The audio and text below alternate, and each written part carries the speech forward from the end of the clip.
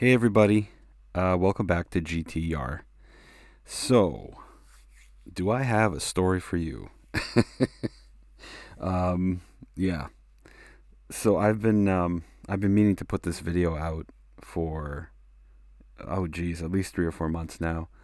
But every time I went to sit down to make this video, I didn't really know how to go about telling this story, and I was going through my old footage from last summer, and I found this really kind of basic. Um, what would you call this? I don't know. I just have the camera mounted behind me. It's like a driving shot. I like to do a lot of these videos where I mount the camera somewhere in the cockpit and I just drive around and play some light music to it or whatever. It's just relaxing, kind of like meditation stuff. Anyways, the point of this video is to tell you an awful story about why I had to sell the Z4. And if you don't have time to watch the whole thing, that's what this video is about. It's about why I had to sell it. And, you know, that's really all you need to know. But if you want to hear all the, details, here it is. So, all right, let's start from the beginning. Um, it was September of 2024, and I was looking for new work. Now, the job I was at was fine. It was a good job. I enjoyed doing it. I liked everybody at the job, so there was really no problem with the job itself, aside from the fact that it just didn't pay enough. I wish it paid more, and it wasn't enough money. So naturally, I went looking for a new job. I found another job, and something I was very interested in, something I had done before, and I interviewed for it. And after that interview, the people I interviewed with said that they liked me and that they wanted to move forward with me. So I was fired up. Now, this is in September, right? As soon as I got the word that they want to bring me on board, I fill out the application for that new job. And then a couple days later, I foolishly put in my 2 weeks at the job that I had. Now, in hindsight, putting in my 2 weeks at my current job before signing an offer letter is really stupid, to say the least. Just not good judgment on my part. But in my defense, most of my life, if someone offers me a job and I'm filling out an application for it, that means I pretty much have it, and I'm going to be starting real soon. So I'd never had the experience of filling out an application and then the job not coming through. So mistakes were made. Live and learn. So the person who's doing the hiring at this new company, they were actually about to have their first child, within a couple weeks of the interview that I had with him. So after I passed in the application, shortly thereafter, he had his child, and then he was away on paternal leave for, I believe it's 3 months. Now, that shouldn't really be an issue, because what he did was he passed this task of bringing me on board to someone else at the company. I think someone even above him to take care of this thing. So that person takes this task and then proceeds to basically not communicate with me at all as to the status of my application and what's going on at the company behind the scenes as far as me coming on board. And the communication gets less and less as the days and the weeks go by. Now, mind you, ever since I passed in the application in late September, I was checking in with this new company every 3 or 4 days, just asking, hey, what's going on? Where's my application at? What do I need to do? Just let me know. And, as soon as the person who was interviewing me, the person who was hiring, as soon as he was out of the picture, the person who he handed it off to, I don't know if they were just really preoccupied or they just didn't have the information to give me. I'm not sure what was going on their end. But I was getting no information as to when I was going to start or what the next step was or any of that. The only answers I was getting was that, oh, the application's hung up at HR and we'll let you know as soon as possible what the deal is. So imagine now, like 1 week goes by, 2 weeks go by. Now I'm out of my job because I'd put in my 2 weeks. My last day happened, and now it's at this point it's October. It's like beginning of October, and I'm out of work, and I'm just thinking, okay, I don't have an answer as to when this new job starts. I'm starting to get a little concerned.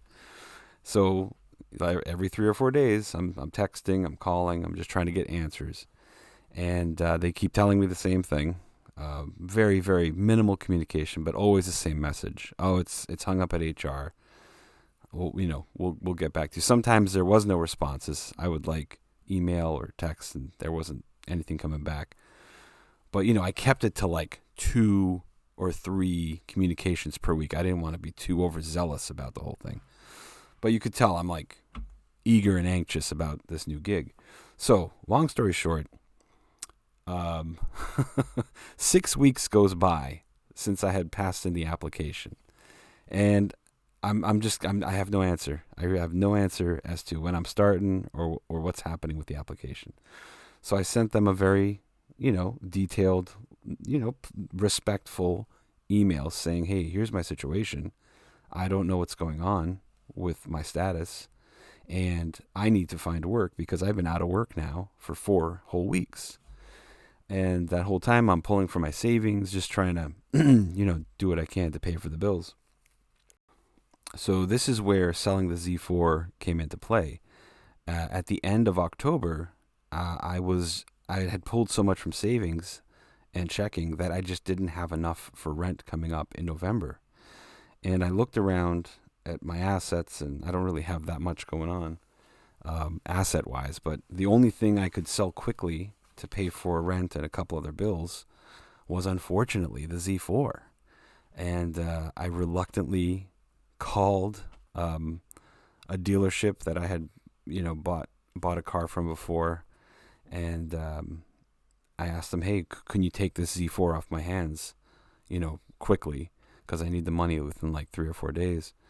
And they said, yeah, come on down, we'll take a look at it. And they ended up buying the car off me like the next day for a good price. I'm not gonna tell you how much, but it was fair. It was a fair negotiation. I had the cash in hand, and just like that, the Z4 left my world. I don't know how else to put it. It's just it was tough. It was really, really tough having to like take stuff out of that car and bring it to that dealership and like and sell it and just get rid of it. It felt wrong. I did not want to do it. I really, really liked that car, but I had to do it because I didn't have any money sitting around for rent and whatnot. So now people might say, Rob, why didn't you just borrow money from like family or friends or whatever?